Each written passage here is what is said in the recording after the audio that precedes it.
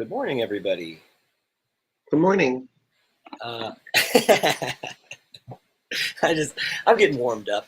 If you're new here, this is Drawing for Tattooers, and we just like to talk about drawing and talk about tattoos. I'm just doing a few of these warm-up ellipses, as I like to do. Yeah. So if you are if you are following along, you know, get out your pens and your pencils, or your tablet. That's what I'm drawing on today, and go along with this. All right, I'm gonna make that a little bit smaller, so I got a little bit more. But yeah, good. Okay. With me this morning, I've got Creature. Hey, Creature, how you doing? Very good. Good morning, everybody. Oh my God. Good morning. Yeah. Well, you would think I would get better at these. I've been doing it for a while, but I do like to. I like to get warmed up, and I do. I think that it can be healthy to have these this looseness, right? Get scribbly, not so precious, maybe. I don't know. But I think if you are, you can take perfection seriously, but it doesn't mean that you have to actually, achieve it. It's not going to be an achievable. And I know it's that makes takes some of the pressure off of what I'm doing. Oh my God! But I do. I encourage you, right? I encourage you to do something. Do something to get warmed up. Really, really important. Get your arm loosened up. Get your shoulder warmed up. Maybe maybe there's a little bit of you know a little bit of inspiration comes out of just moving, making some marks on a surface, whether it's your digital one or your analog one, as we like to say. Do you like to get warmed up? Oh, hey! Do you like to get warmed up, Creature, before you do Absolutely. and stuff? Yeah. Okay. Ever since you got me doing the ovals, I've been doing them, and I have Hey, pages full. cool. Mm. I've been so busy tattooing lately that honestly, I've been neglecting my drawing as far as like Oh, personal drawing. When you are. people used to, hmm, No, I'm sorry. I didn't mean to interrupt you. You have what? not been taking the time to do your own personal drawings, huh? Yes, like stuff I want to draw versus client drawings. Um, when I heard people say something about that after they're in a studio, I thought they were just kind of teasing, but no. It's easy, I think, to fall into that and to simply get like trapped in that daily grind, right? You're captured. Yeah, But I look forward to my Mondays oh, just to do this. well, I'm glad that we can be a part of your routine. Oh my God. As much as it's painful, but there's a bit of it that I enjoy. Tattoos are painful, right? You're training, whatever you're doing. Again, like you were saying, like taking that time to make your drawings. I like that idea. It should be for you, but it's not necessarily always going to be easy or totally pleasant. It might very well be, difficult. And maybe that's the place where you find your enjoyment, is like, oh, it is difficult. There is something challenging to it. I suppose if Mm-hmm. it's super easy,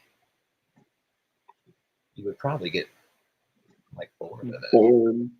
Yeah, I think. I don't know. Maybe. absolutely. Yeah, maybe. Well, I don't know how many of these I made. 1, 2, 3, 4, 5, 6, 7, 8, 9, 10. Okay, that's it. That's 50. I like to do 50 of them. 50 of these ellipses. I think that helps. It helps get the blood flowing, gets everything going. Will Now let's do some warm-ups, gang. Right. So I like to lead us in some warm-ups, and then we'll do some stretching. Right. We did our warm-ups. Now we're thinking about our bodies, right? We're thinking about all these little muscles that make all the fine motor movements that allow you to tattoo, right? So again, I like to show this diagram so you can kind of get a sense of what's going on in there. It's very complex, right? So to be able to extend your arm, right, or to flex it, all of these have to be working in concert. So we'll just flex our wrist, right? So flex your wrist, you're gonna hold it down, right? So straight arm, right? And then just pull your hand back. Don't overdo it, but just a little bit of stretching is gonna help you have much more longevity in your career. All right. Okay, just 30 seconds there, and then stretch the extension, right?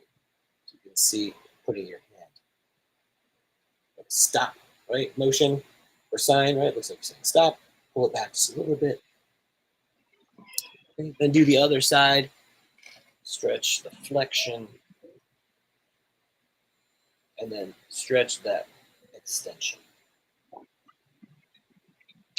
Really mean do it. the Go ahead, do creature. the What do you elbow extensions help when you're doing the coffee thing in the morning? Instead of a beer curl, it's a coffee curl.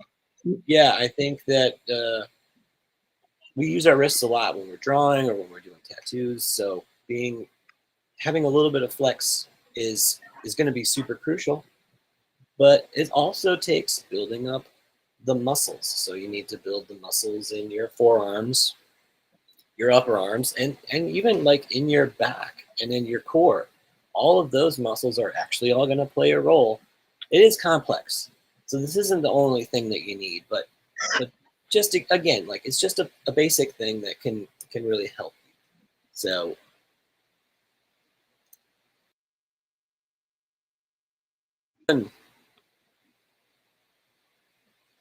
Last week and I was tattooing a lower back tattoo, and I tell you, if it wasn't for the stretching that I've learned from you and Mr. Ben Shaw and all of that, it was rough.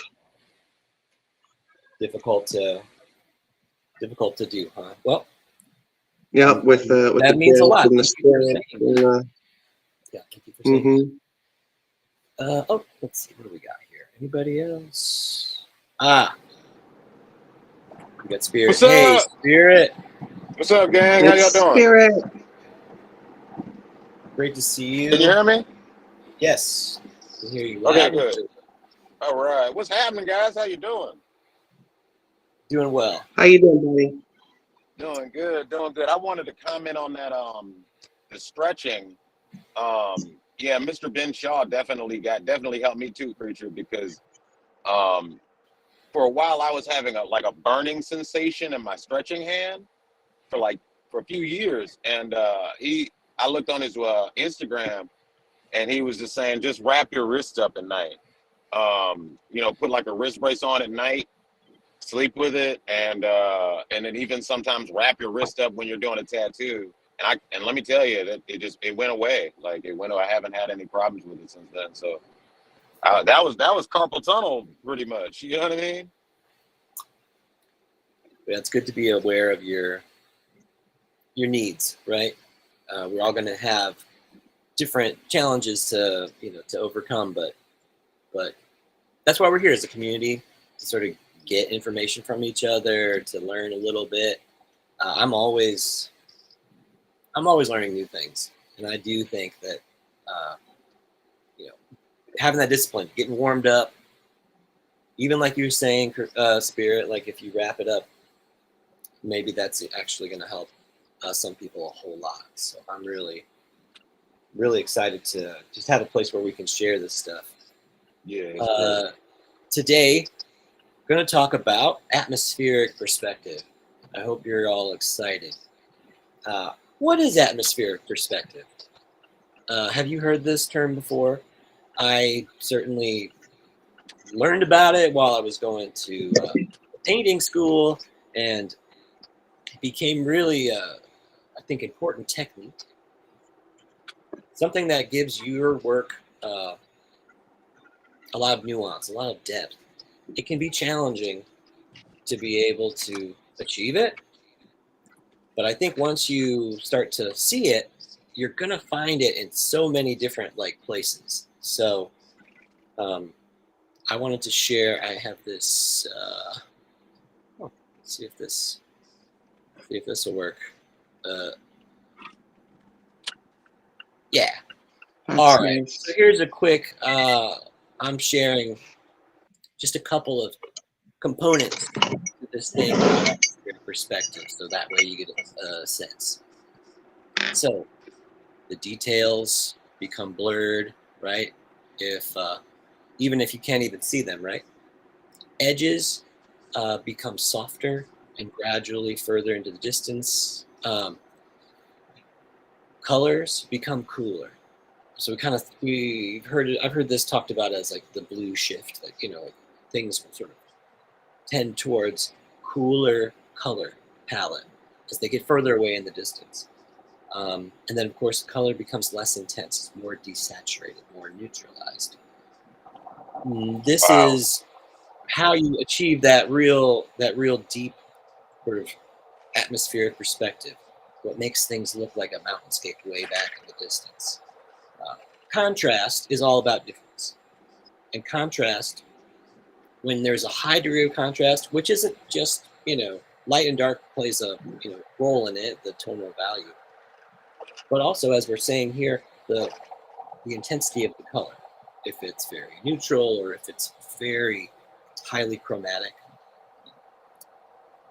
textures, all of those factors, they're going to play a role in the contrast. So you're going to see your highest contrast as things that are close to you, that are in focus, right? The focal point.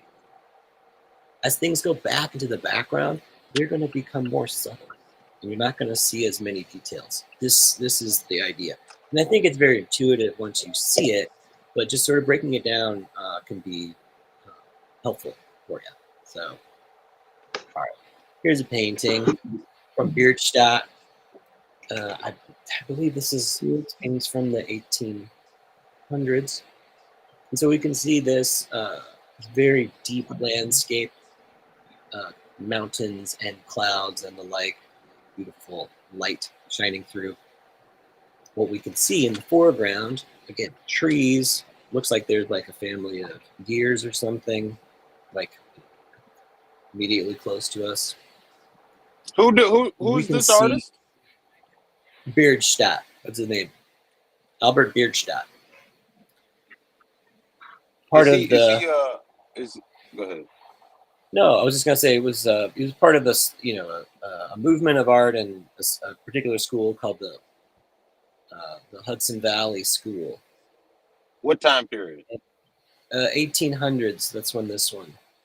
So 19th century, right? 1800s. That's when this painting was made, and in America. Yeah.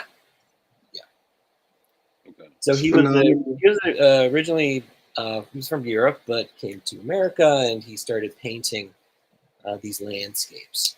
Now, it's an interesting. What's interesting, I think, is these are so insanely beautiful. These paintings. There's many of them. There's many other artists that are a part of this school.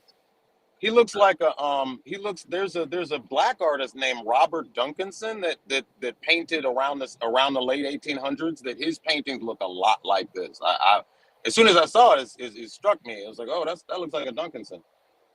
I would love for you to maybe take a look at that. Some Robert Duncansons when you got time. But go ahead, continue. Well, I'm going to share that now, actually. Let's see if we can find some. There's one called the Land of the Lotus Eaters. Cool name. Yeah. Let's see if we can find one. Land of the Lotus Eaters. Yes, sir.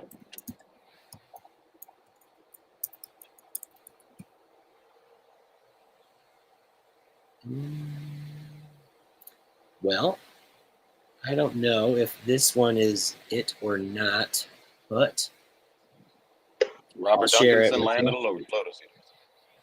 Okay.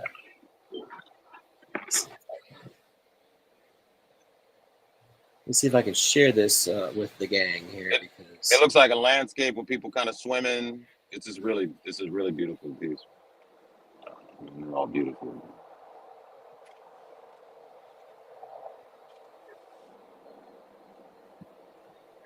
Anyway, talk amongst yourselves while I'm getting this all queued up. This, Oh yeah, that's it. There we go.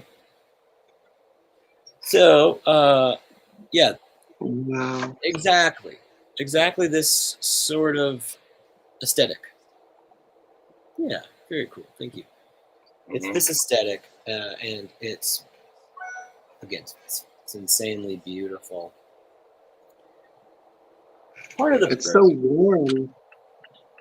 Yeah, there's a lot of atmosphere in it, I think, and I think part of the criticism, right, that we can make, because I think it's it's like it's beautiful, and I love these paintings, but I think art is complicated. And part of the criticism that we find with, well, at least with Bierstadt, I can't speak to Robert Duncanson, but that these paintings, they idealize this notion of the expansionism into the West, right? The colonizing of the West, manifest destiny. This was a problem. It just simply was. But again, I think it doesn't mean we have to throw art away. That's just because it's not. There's something about it that we can learn, I think. I would like to comment on that, and that is one of the most amazing things about him and his art style was all his paintings were mainly based in America, and and during this time slavery was happening, and he would look around the land and wonder. He's like, how is this land so beautiful?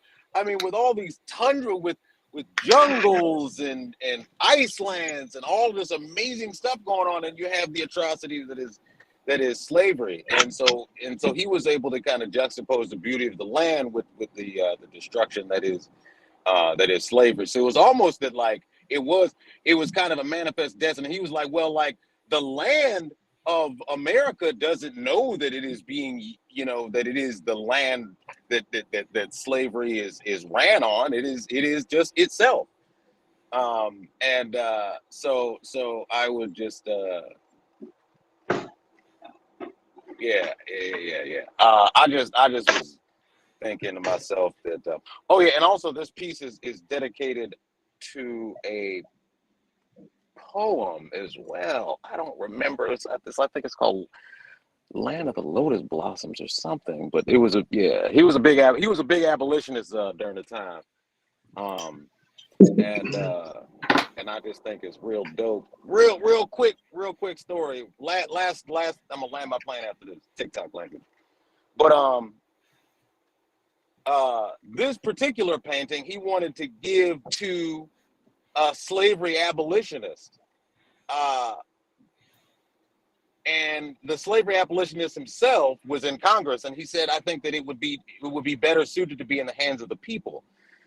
And this one of the paintings by Robert Duncanson was a painting that the president had during his inauguration. He had it in the White House to say that, this is a black artist, and here he is displaying his work, saying that the land of America can also be a beautiful land where everybody could be free, and that there is beauty, and slavery doesn't just have to happen. And so, to me, it was full circle. And thank you so much, Mr. Wisdom, for allowing me to say that on live air. I've been wanting to share that for quite some time. Continue, please. Thank you for sharing. Yeah, I'm so glad you did, Spirit. I think this was a very necessary addition to it. Again, it's like the atrocities of slavery and how sometimes these paintings were used to distract from that sort, from that was what was happening at the time a lot of these paintings were being made. Um, again, there is a whole other dimension about, taking the land from indigenous peoples. So anyway, it's complicated, but I We love can how talk you about so the beauty of it too. It's so beautiful. It's yeah, so great. but isn't it? It's so weird. I was like, these paintings, this one particularly. Thank you for sharing it. It's so gorgeous. I love landscape painting so much, and it's a big part of what I like to do. And I also think it makes real great tattoos. And so what I wanted to share, yeah, yeah. Hey, we got Jason. Good morning, Jason. Good to see you. Good morning, Jason. Morning, everyone. I also Morning, wanted Jason. to share. No, not that. I have a question Go regarding atmosphere. So I've been studying painting lately a little bit, and because I've never painted, my question is how come if you're painting with the warm side of the spectrum, like even on a portrait, the shadows will be cool, but if you're painting the portrait in a cool manner, the shadows are warm. Why is that? It's a great question. I think it has to do with contrast, especially in the sense of like our brain has to interpret what we see, right? So it has to go somewhere, if that makes sense, right? Like it's a comparison as we see warm, or we see cool light, right? As to your point, see cool light, you're gonna see warm shadows. One would necessitate the other, and it's just through comparison. So the idea, and this is something that I learned about a long time ago, was that the color is relative. Tonal value is the most important thing, and color is the relative thing. Now, I know that people can criticize this idea of like you take your image and you turn it to black and white or grayscale rather, and then it's like it doesn't give you as much, doesn't show you as much contrast or something as you'll see in a full color version of it. But I do think you're going to have to have a tonal structure that supports the forms. I hope this is making sense. On top of that rests the color. It's almost like the icing on a cake, as it were. It's not that way at all, but it's just as a metaphor to start to think about it, or simile, like an icing on a cake. You have to have this structure. There's an object and light is being reflected off of it. That's how you can see anything at all. But of course, the light that's coming in, all it does stimulates your senses. It's just on off. Like all of the photons of light that enter your eye, it's just on off. That's all it is. Through that pattern, our brain constructs, a relationship, a picture that we then interpret in our imaginations. So it's like, it's almost too complicated to think, and like, how do you relate like this sort of unreality to our phenomenological one that, as we see stuff, we think that's the way it is, but it's definitely, it definitely can be like perplexing. Let's take a look at some tattoos, shall we? Hey, all right. So let me see if I can. Can you see my Instagram feed here, everybody? Yeah, right.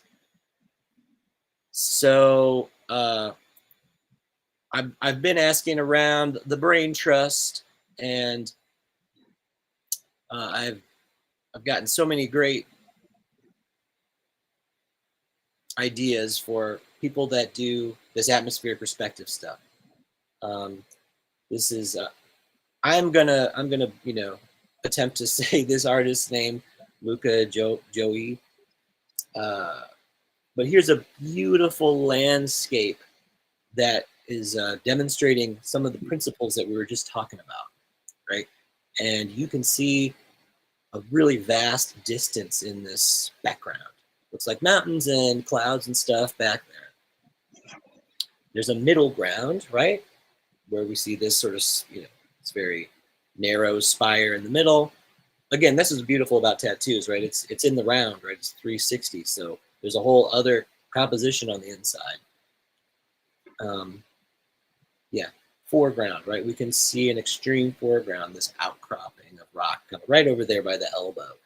These sorts of elements give us a layering, right? We see one thing in front of the other, and so we have this sense of perspective. But the tones and the colors all have to be working in concert with this layering, and then also the tonal values structure. You know what I mean? So let's see. Let's move on and we'll take a look at a few other of his pieces. Again, it's very very beautiful. And then this one too, I think it's very classic sort of mountainscape. But we have this relationship, right? There are trees here in the foreground, middle ground, perhaps this big mountain, right? This biggest mountain. There's a little bit of dark, right? Just at the edge, right? Again, like when we're looking at these paintings and we could see all the delicate brushwork and all the really delicate sort of colors and values and stuff, you can get away with different things in a painting than you can in a tattoo. I think we all know that. Tattoo is going to have some different needs, as it were. But again, I think what is clear is that there's a lot more like black in these foreground trees, right? As we get back here to the mountain, of course, there's a darkness and a depth to all of the value, but the really dark stuff is reserved, right, for just a few key places. Right here at that, like the snow and this this outcropping of rock gives it a real nice pop of contrast right here at this edge. Why here at this edge? Because it separates this massive mountain to the ones in the far background, right? So again, it's like the tonal value is diminished, the details are diminished back there, and it's much cooler, right? It's just frankly, there's a lot more blue in these far back mountains. Another layer, all the way back, there are clouds. They mirror the mountainscape. And so again, just less contrast. Whatever the white ink, whatever the skin that's showing through, however the technique is, there's not as much of that contrast going on. And again, they're cool, right? They have a kind of a cool cast to them.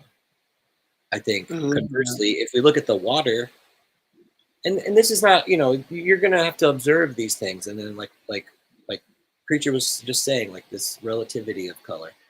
The color of the water, it's much more of a blue-green, right? There's, when water, when blue has more green in it, it's slightly warmer, right? It warms it up a bit. Maybe we call this color teal or something like that. You can sort of see how it's warmer, it's starting to come forward, and then the contrast is higher, right? There's another picture. Let's see if we can see. Oh, that's just an advertisement. Well, anyway, really beautiful work.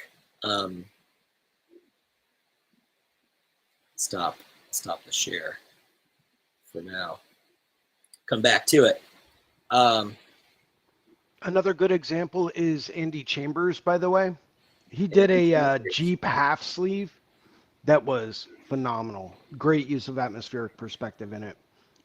Great composition. I'm a huge fan of his work, so I'm constantly looking at it. I Love Andy follow him. I Chambers. follow him too. Very Yeah. cool. Very cool person. Yeah, let me pull up some Andy Chambers. Let's check it out.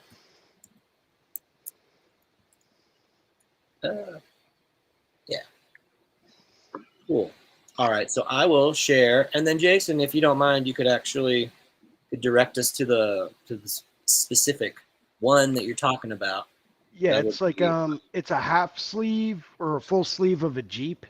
And I oh think he's yeah. got Okay. a Let's scroll down a bit. So this is the yeah. work of Andy Chambers, everybody. The brilliant tattooer. He's going to be at Paradise this year, I believe, doing another seminar. Woohoo! I believe so. Yeah, right He, there, that Jeep. he actually has an upcoming seminar he's going to be giving at Fireside.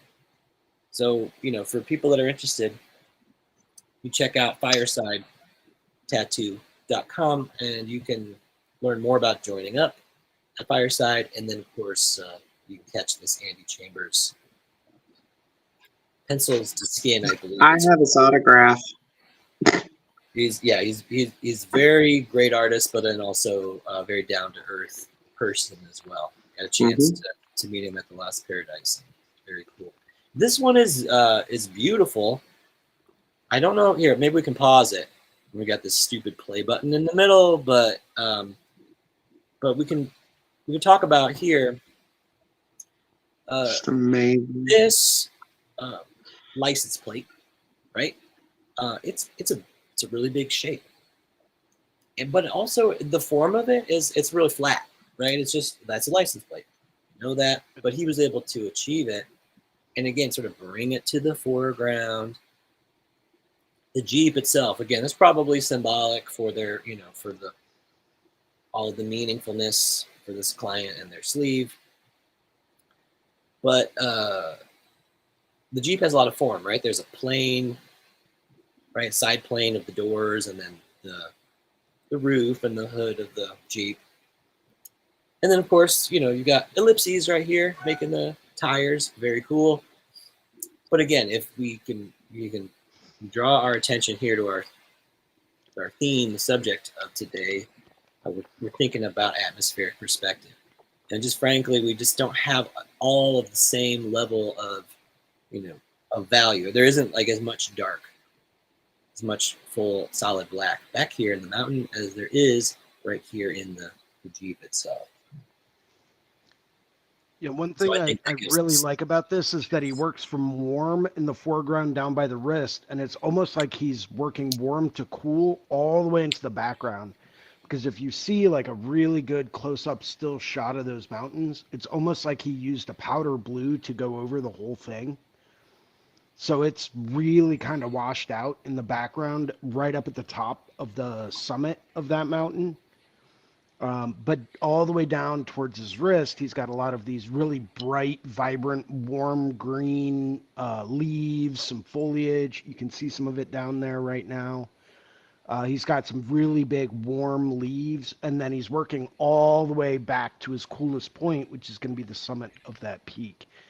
So I really love the way that he used atmosphere in this piece. insane. So yeah, and then again, it's like there's certain angles where it's like, oh, the tire looks a little warped, but then there's other ones where it's like, it's perfect. He did a perfect, perspective on this. It is challenging, and to be able to compose, a whole scene where everything, again, It's amazing. it's imaginative, right? Yeah, it's creative, but it's also there's a lot. You're drawing from the source itself, right? From nature. You're actually, you are representing things as they appear, and this helps, I think, with the reception of the work. First, it becomes legible, and then you can read it.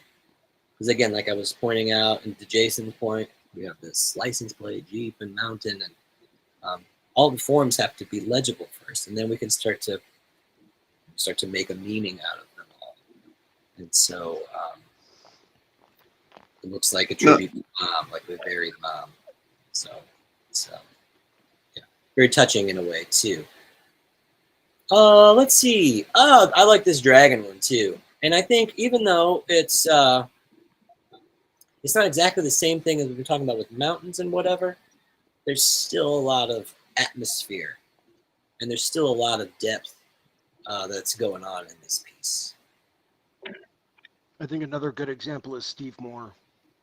Yeah, no, I was definitely when I was trying to pick out a few artists to talk about today, Steve Moore is definitely at the top of the list. And some people some people really show a lot of atmospheric perspective in their work, and then other people are they use it like just as a feature, right? It's a flourish that they can use sometimes. I don't think you're not always going to use this, but certainly being able to do it can be really powerful for you. So let's just do one more and then we'll draw some stuff. You know what? Let me see. I got some recommendations from Gabe Ripley. And so let's see here. Go up and yeah, Icons and Prodigies. Icons and Prodigies is a tattoo convention. It's coming up June 2025 in Venice. If you're going to be in Venice in June of 2025, you should check out Icons and Prodigies. It's going to be an amazing tattoo convention. But right, so Gabe definitely recommended a few of these artists. I think we could almost go to any one of them and kind of see amazing things. But just to keep the focus on our subject today, on our theme. If we look at this little dragon guy here, we see there's a bit of atmosphere. I think this is more about focus, right? Camera focus, that sort of a thing. So similar, but not exactly the same. Same thing with underwater, right? If you're looking underwater and you see, things that are, really far in the distance, they end up kind of seeming to fall under a lot of the categories that we're talking about. I think it's a little bit different with water, but it's pretty much the principles are I think very analogous. So if you end up practicing some of these techniques and then going to paint anything, whether it's underwater scene or mountainscape or even I'm scrolling here, I'm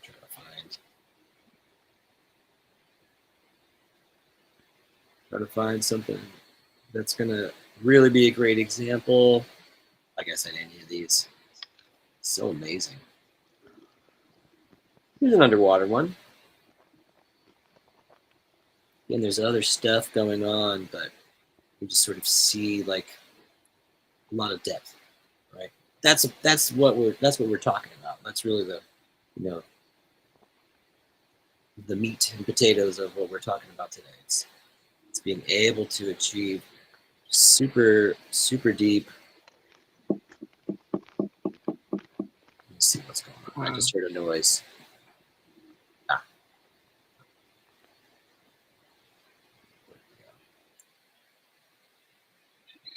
Wow. Down. Amazing work. Icons and Prodigies. Yeah, I hope I can go. It'd be amazing.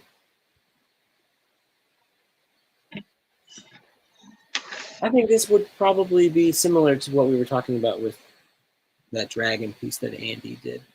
There's a lot of atmosphere in this one, even though we don't see specific details.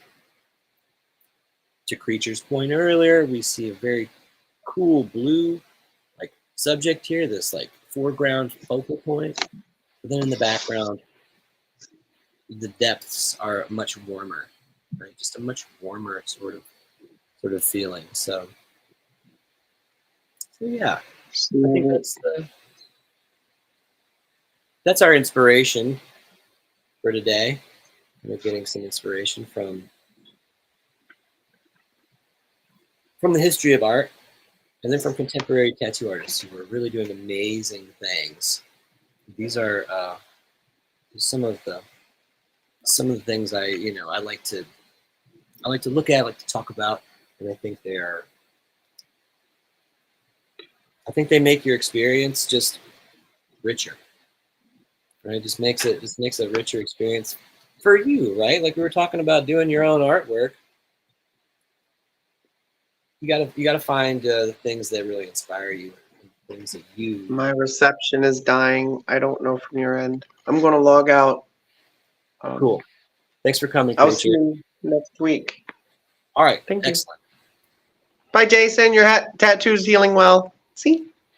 Okay, bye. Oh yeah, very cool. It's very cool. Very nice. Let me see if I can pull up my tablet, and we'll do a little drawing. So, Jason, how you been? Anything new? New It's- projects and stuff for you coming up? The past few weeks have been insane. That's But good. I'm done doing all kinds of crazy stuff for a little bit. So that's a plus. Um, I just spent this past weekend hanging out with a whole bunch of Marines on our Marine Corps Air Base. So that was enlightening, to say the least. My best friend was retiring, and after doing 20 years service, so I went down there to celebrate with him, and just got back last night. So uh, before that, I had Hell City, and before that was oh man, I had something else going on. Oh, Hell City Memorial Day, and now it's today. So it's been a crazy couple of Awesome. weeks. But yeah, I've been doing well, man. Just trying to keep on drawing. I got a couple of new paintings in progress and in the works. Good. We'll see what happens. I've been working on some really weird surfaces though, so I'm kind of interested to see how it turns out. But I found if I use like a very special like gesso mixture when I'm painting, I can work on something like a wood panel or aluminum sheets or pretty much anything and have it still act like a watercolor. Like I can use liquid acrylics on it. So it's Mm, pretty interesting because it's got a really nice tooth and a really nice grit to it. So I'm very happy as far as finding that out. And it makes your darks and your blacks really matte. So it really helps create that level of depth. That real nice like dimension between a flat matte black and a nice high gloss uh, foreground. So it's pretty cool. sick. Um, Well, no, it's I still definitely love. early, I by the definitely way. love I to haven't even continue had a full talking cup with of you about coffee. like So different materials and stuff. I think that would be so interesting for people, because it really can be so, just almost esoteric. Like, what in the hell how do you get to the art supplies you really like? Anyway, I'm just drawing a quick thumbnail, right? Just sketching it out. Again, it's something that I was talking with Dan about last week. He was on the show, and this idea that we're actually, we want to eventually start thinking about things just in terms of shape, right? Shape, edge, value. This is something that Jake Meeks talks about all the time. But really, at the beginning, we're thinking about lines, right?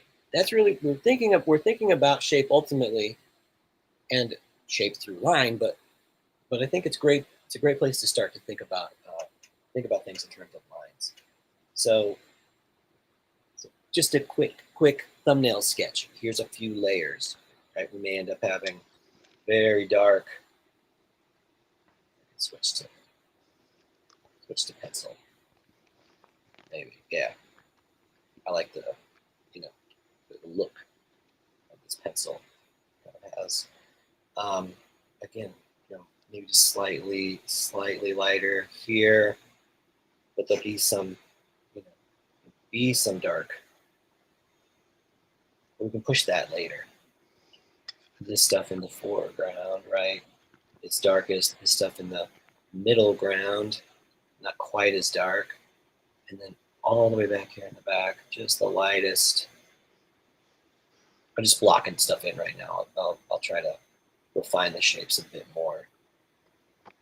Just like Well, we yeah, were but showing. if you're using really effective atmospheric perspective, don't you want those background shapes to be very, very vague? Yes, yeah, absolutely. You want it to be very vague, but it's challenging to to keep a handle on all of the tones, right? You really have to sort of Yeah. fine tune them and make sure that it's again that everything is reading the way that you're intending, as it were. But something interesting, and so again, like was just Jake Meeks was actually just talking about this with his latest fireside group. Um, he had this really kind of vague and dark extreme foreground. He was talking about how this water, for instance, right? We think about this might be like a river or a lake or whatever. How it actually is the middle ground, or the foreground rather. Sorry, so I get things confused. Anyway, that this area here, this water, that's going to be the foreground area.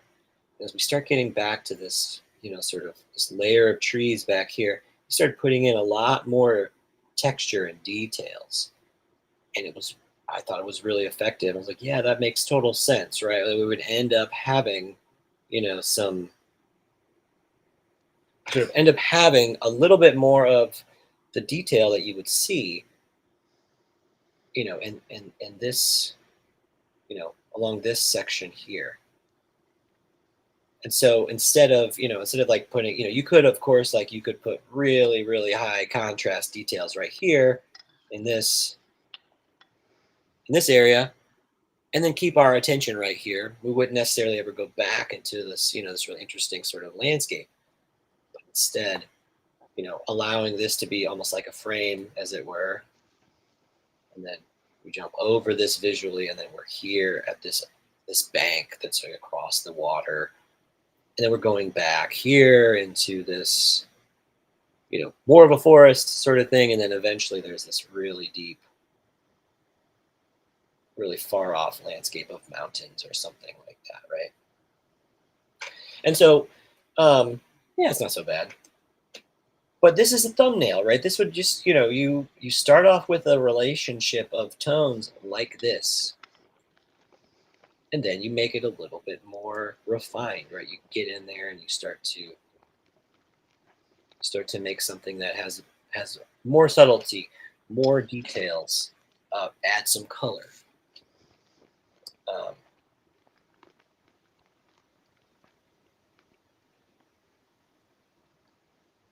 I like when I'm making thumbnails, I like to think about like whatever the proportions of the final product is going to be.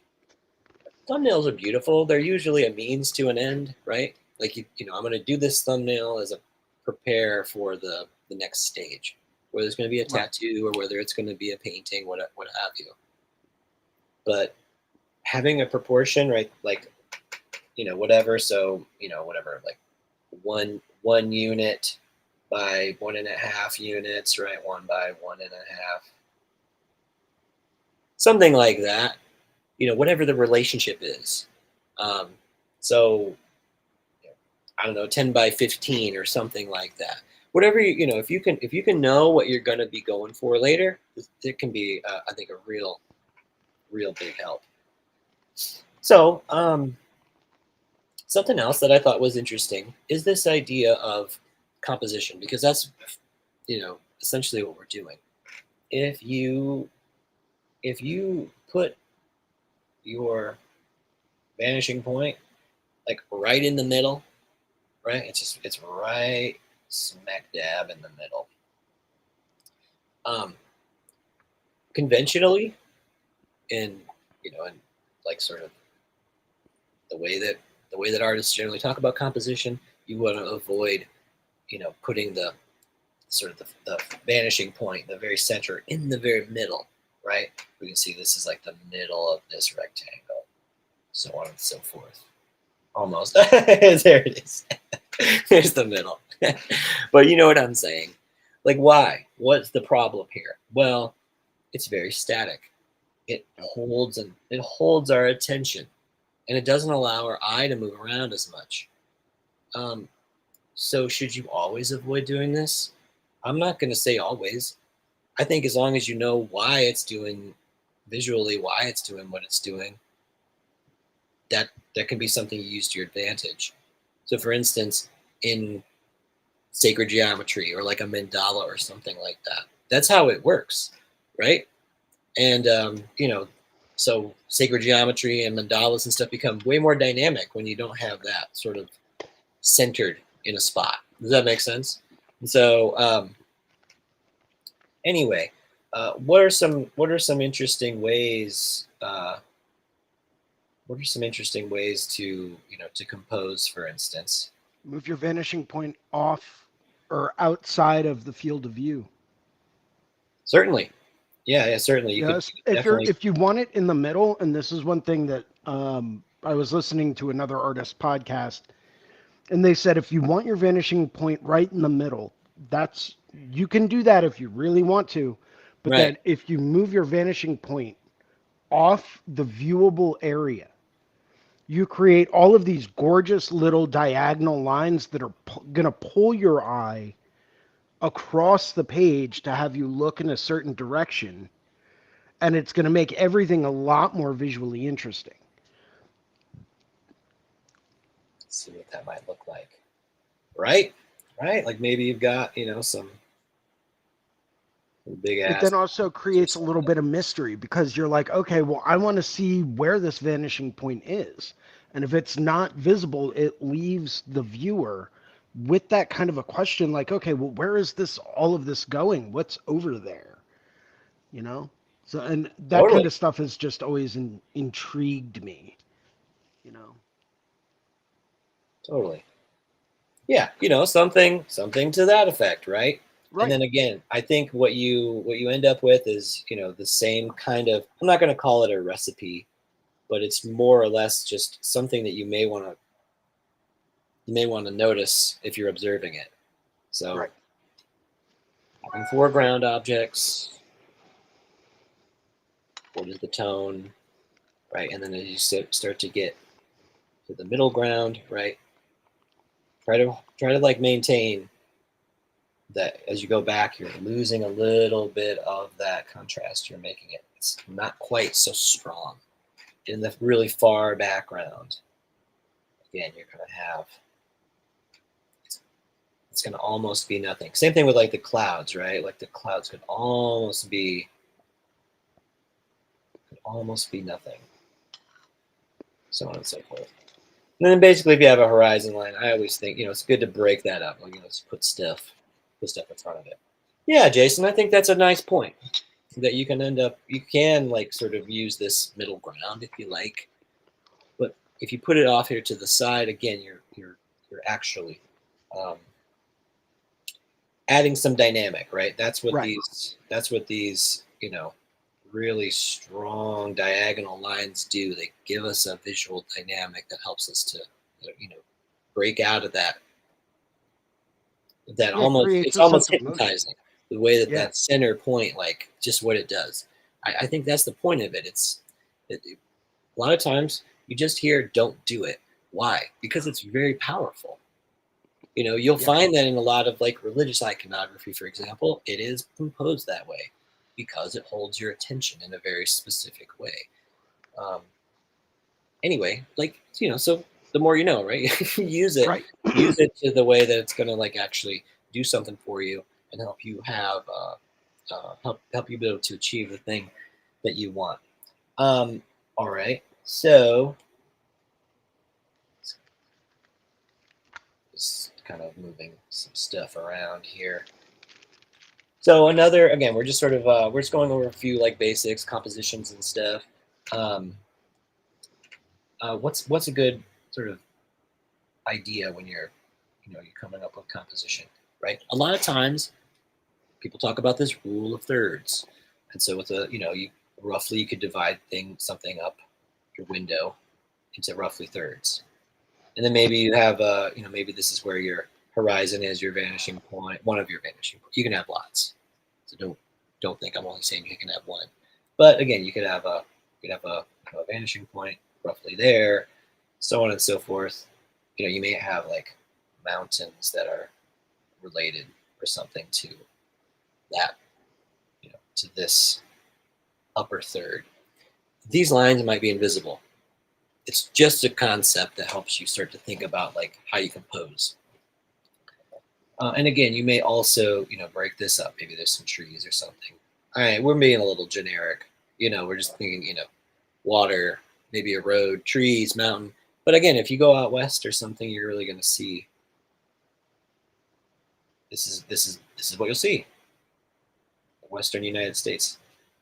I just did something here, right? You can see like it's 1, 2, 3. See how that like just like,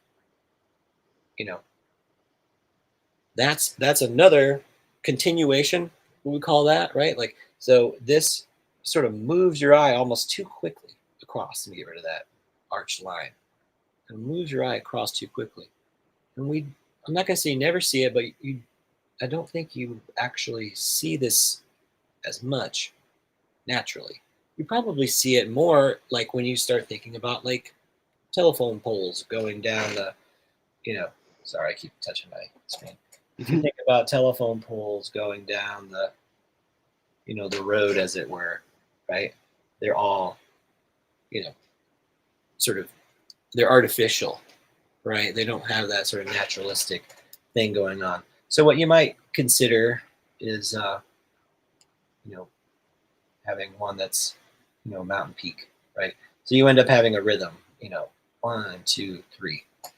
Again, it's sort of basic ideas about, once you have a nice composition that you like, then you can really start to apply some of these principles we're talking about, like that things get cooler as they recede into the background, that the tonal value, the contrast and stuff is reduced. So again, just some more compositional ideas. So this would be like, thinking about things in terms of, thirds, right? Again, you can also go, go that way as well. Have thirds going across. Whenever you Hey, look in, James, I got yeah, to run, man. okay, Thank you for having me on. I always yeah, appreciate it. Today's been awesome. I just have to take care of a couple of things before I start setting up for skill building Monday you got at it. noon. Um, So use just as a note, make sure to use uh, Gabe's profile when you're setting up. But I'll see you. I will yeah. see you soon, man. Great to have you. All right. Thanks for coming. Thank you very much for having me on. You It's got it. always a pleasure. I always learn so much during these, man. Well, thanks, Thank you. Jason. Appreciate you, man. Well, we'll catch up soon. Sounds great. All right, Take care. bye. Well, we've got. I want to say thanks to everybody for joining us today. Thanks for Creature for coming. Thank you, Spirit, for showing up. Jason, great to have you. I pretty much covered everything that I was hoping to cover today. What did we do? We did some warm-ups. We did our stretching. We got some inspiration. We looked at the history of art, painting particularly. Had a great conversation with the gang. I want to thank Spirit especially uh, for his recommendation. It was really great to like learn about a new artist for me, Robert Duncanson. Um, then we also got to look at some really awesome tattoos as well. So as we're just sort of wrapping up, I'll just cover just a couple more different ideas about some compositional principles that you can think about. So again, having that center point, that may not give you the results that you're going for. You can think about things in terms of this rule of thirds, but also you can think about some kind of an L shape, right? You could put composition that's really heavy over here on this side, and then you have this you have this anchor, if you like. Again, you could apply the same kinds of ideas to you know, to having mountains and stuff back here, right? There could be trees, whatnot, a bank or something like that. You could really, you know, just start to play around with how you compose things. I think another one that I might suggest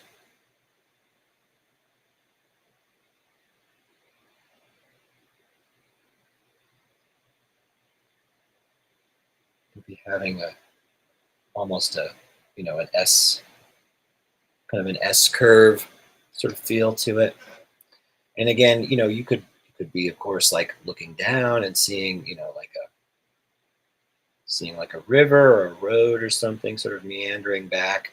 Again, you know, you could bring it down a little bit further. So we'll make that, right? Could say that that's, you know, the horizon line is really high up there, for instance, right? And there are some very distant kind of peaks or whatever in the background. Or if you live in the Midwest, like I do, it's, you know, it could be kind of flat or what have you. But again, there's something, you know, nice compositionally about leading the eye in this sort of serpentine kind of movement. So there's lots of different ways to do it. I don't think that, you know, there is necessarily a right or wrong, but just learning about what people have been talking about for a long time. It's going to give you a lot more insight into the work that you do. That's today's show, everybody. So I would love to have you back again next time, Mondays at 9 a.m., right here on the Reinventing the Tattoo Network. I'm your host, James Wisdom. This has been Drawing for Tattooers. Want to thank Tattoo Now, Gabe at Tattoo Now, for everything you do behind the scenes. You can learn more by visiting tattoonow.com. I would also like to thank Guy Atchison for being the founder and inspiration behind the Reinventing the Tattoo community. Thanks, Guy. Really appreciate having this space, again, this community. And hey, happy drawing, everybody, and we'll see you next stream.